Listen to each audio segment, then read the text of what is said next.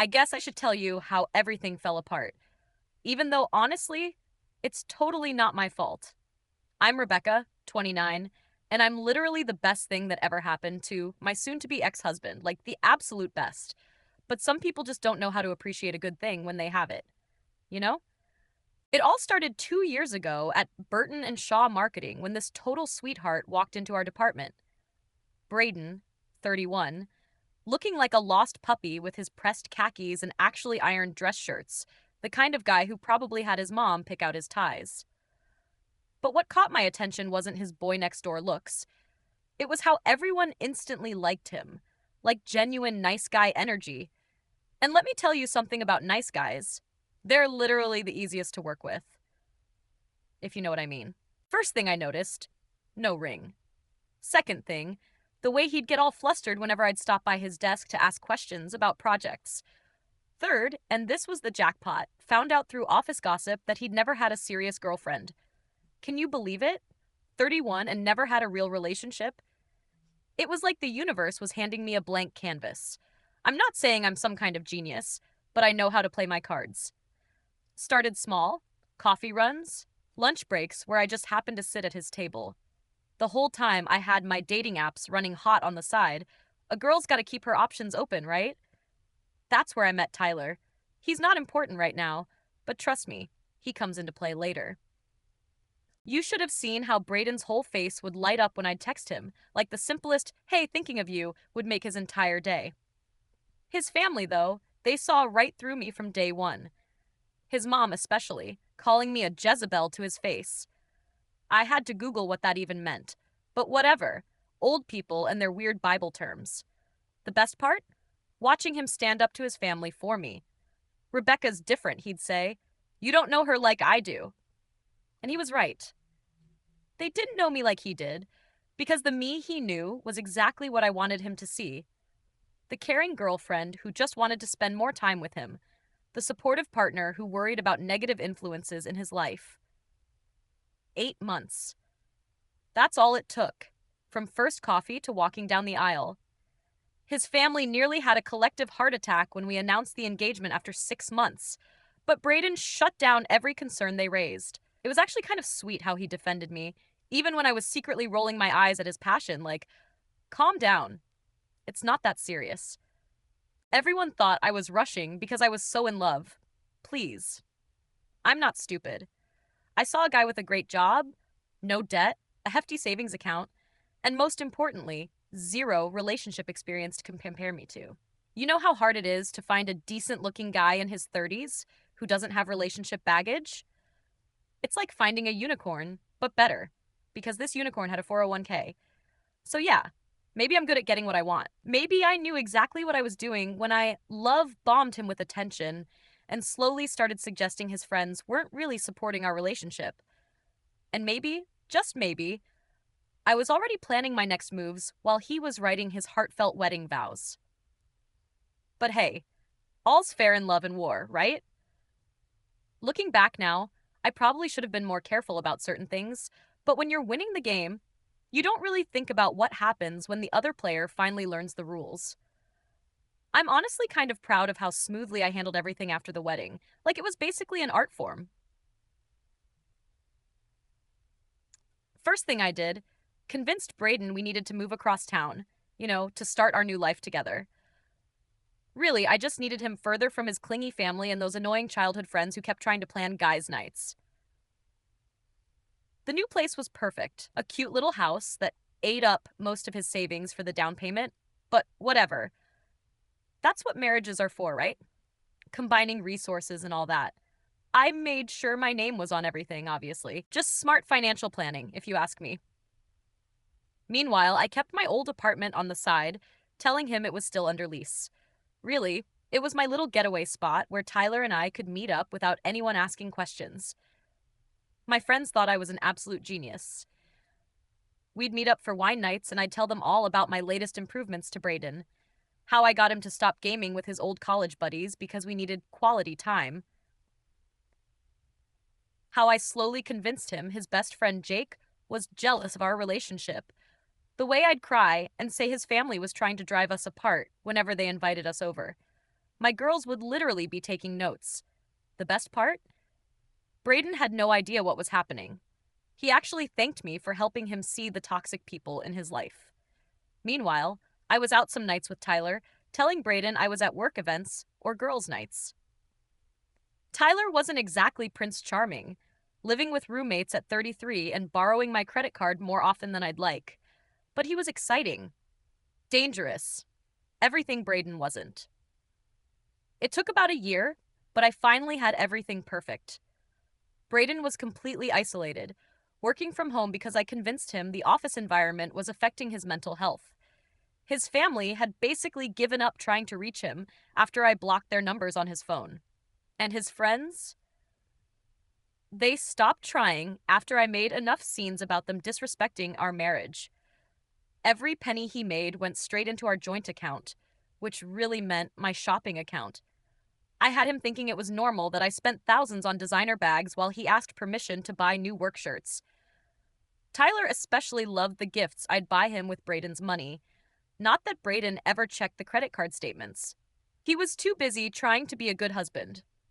My friends started calling me the wife whisperer, you know, like that dog whisperer guy, but for training husbands. I had Braden so well trained he wouldn't even go to the gym without texting me first. Meanwhile, I was living my best life, having my boring, stable husband at home while keeping my fun side piece on the down low. Honestly, I thought I had it all figured out. But here's the thing about having it all figured out: you get comfortable, cocky even. And that's exactly when I made my biggest mistake. I got greedy. I wanted to see just how far I could push things. Turns out even the nicest guys have a breaking point. And boy, did I find Braden's. I guess I should explain what led up to everything falling apart. So there I was, living my best life. I had my perfect little setup: Braden working from home like a good boy, all his money flowing into our joint account, and Tyler getting more demanding about wanting to see me. I was juggling everything like a pro until I decided to test just how much control I really had over my husband. It started with this designer bag I wanted. Nothing crazy, just a cute little $4,000 number I'd been eyeing. Braden actually had the nerve to suggest we discuss big purchases when he saw the charge. Can you believe it? His money was our money, but suddenly he wanted to act like he had a say in things? That's when I decided to show him exactly who was running this show. I told him straight up, he either accepts that I make the financial decisions or he can forget about any attention in the bedroom. Like, at all. I even threw in this whole crying act about how him questioning my spending made me feel unloved and controlled. My friends thought it was hilarious when I told them at brunch, especially when I mentioned how he practically begged for forgiveness. But this is where it gets good. And by good, I mean everything blew up in my face. I started pushing more and more, seeing just how far I could take things. New rules popped up almost daily. He needed my permission to visit the coffee shop down the street, had to send photos to prove he was where he said he was. Meanwhile, I was meeting Tyler at fancy restaurants, charging everything to our joint card, because who was going to stop me? The final straw, I decided to really flex my power.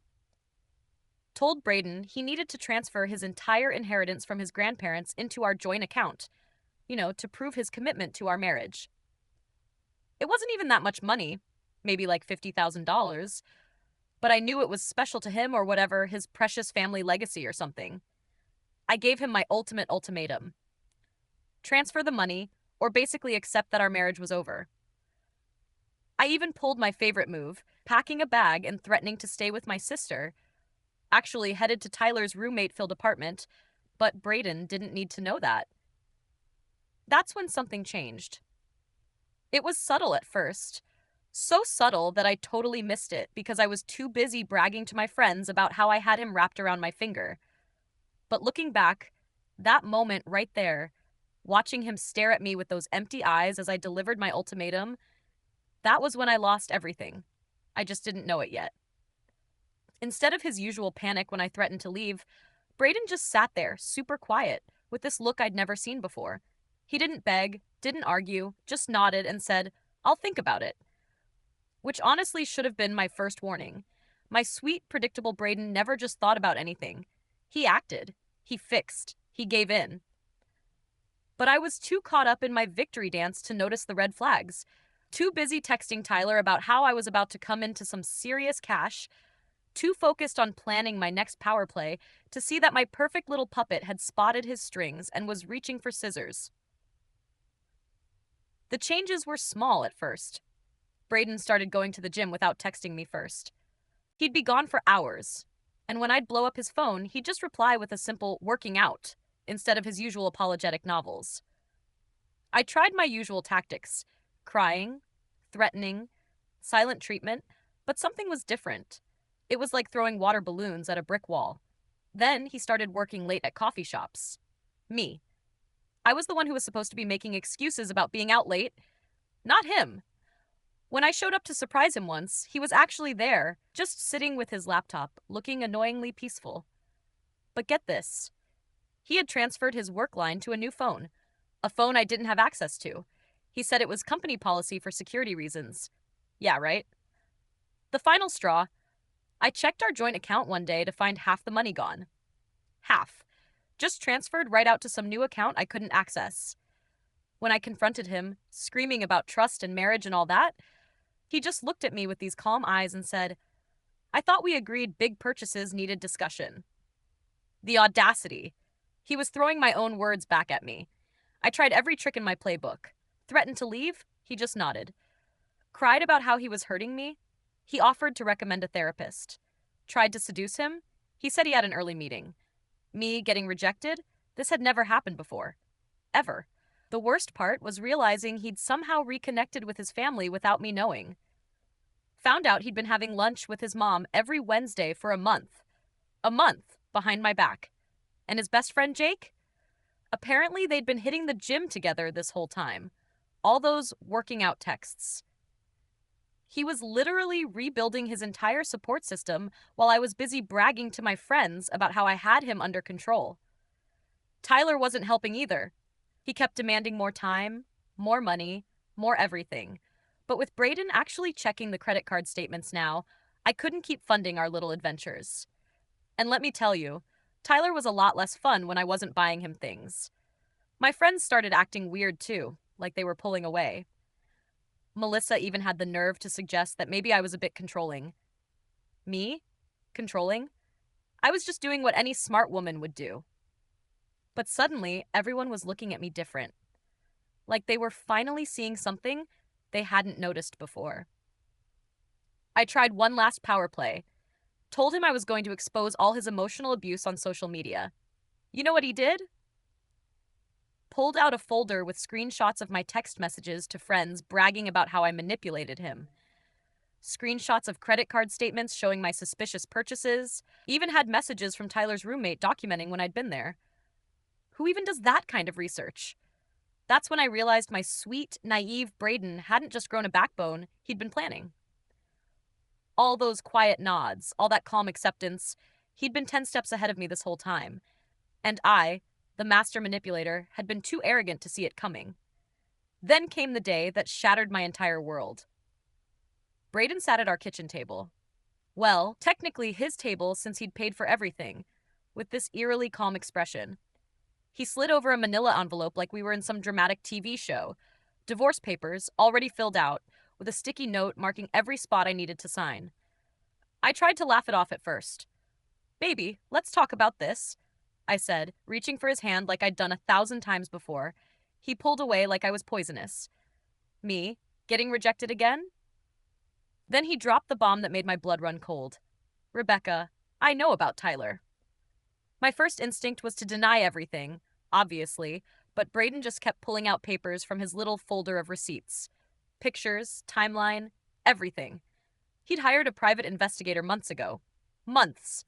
All those times I thought I was being so clever.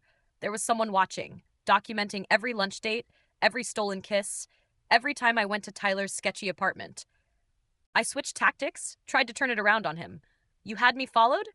That's psychotic. Wait until everyone hears about this." But Braden just smiled, actually smiled, and said the most terrifying words I'd ever heard. "They already know."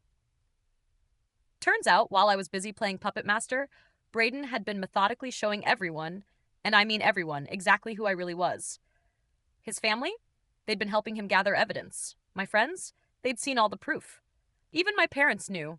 He'd been quietly building his case while I thought I was destroying him.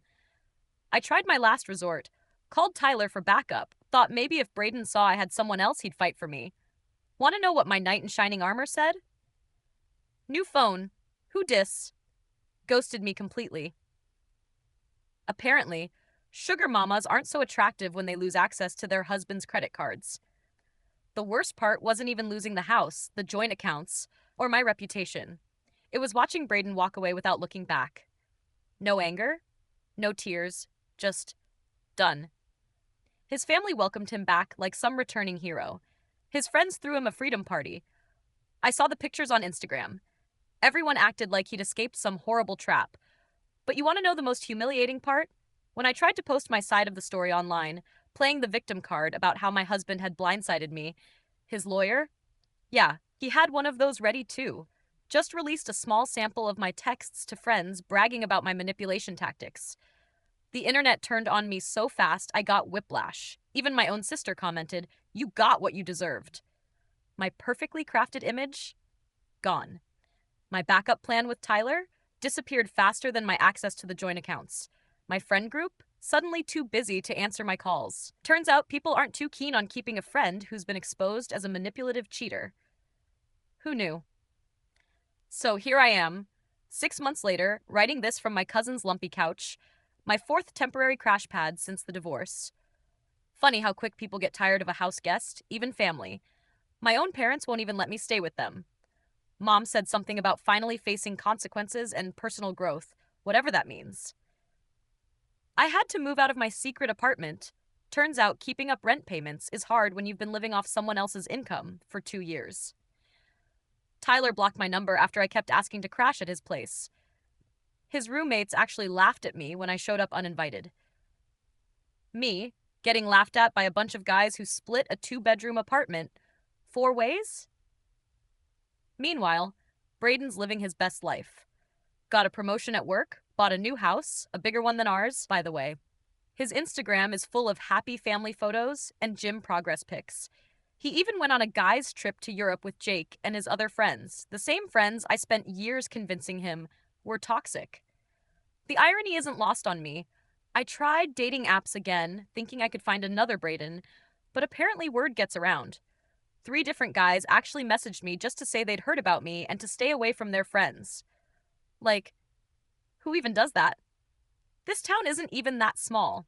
My resume looks like a joke now. 2-year gap because I was too busy playing housewife and sneaking around with Tyler. Can't use Braden as a reference, obviously. And my old work friends? They're suddenly not comfortable recommending me. Something about ethical concerns. Please, everyone manipulates a little bit at work. I just happen to be better at it. The worst part is watching everyone move on without me. My friends all unfollowed me on social media, but I still see them in group photos at places I used to go. Braden's family's Christmas cards somehow still made it to my cousin's house. They all look so happy, like they never even missed me. Even my sister's wedding is coming up, and I'm not invited. My own sister. She said she doesn't want any drama, as if I would cause drama at her wedding. Okay, maybe I would, but still, I'm her sister. Sometimes I catch myself thinking about how different things could be if I'd just been a little more careful, if I hadn't gotten so cocky, if I'd paid attention to the signs that Braden wasn't as naive as I thought. But then I remember, it's not really my fault. How was I supposed to know he'd grow a backbone? How was I supposed to know he'd been playing the long game while I was focused on the short con? People keep telling me this is my rock bottom moment, that I should use this as a chance to reflect and grow and all that self-help garbage. But honestly, the only thing I've learned is that next time I need to be smarter, more careful, keep better receipts, because there will be a next time. I'm too pretty, too smart, and too good at this to stay down for long. I just need to find the right target, someone else who needs my special kind of love. And this time, I won't get sloppy. I won't leave a paper trail. I won't brag to friends who might screenshot my texts. But for now, I'm stuck here on this lumpy couch, watching my Instagram followers drop applying for jobs I'm too good for, and dodging my cousin's hints about finding my own place. And somewhere across town, my ex husband is probably laughing about it all with his perfect little family, living in his perfect new house, living his perfect life without me. I mean, really? How dare he ruin my marriage by not letting me control him anymore? If this confession kept you hooked, make sure to subscribe, like, and share. We share powerful true stories every day that explore the complex realities of life.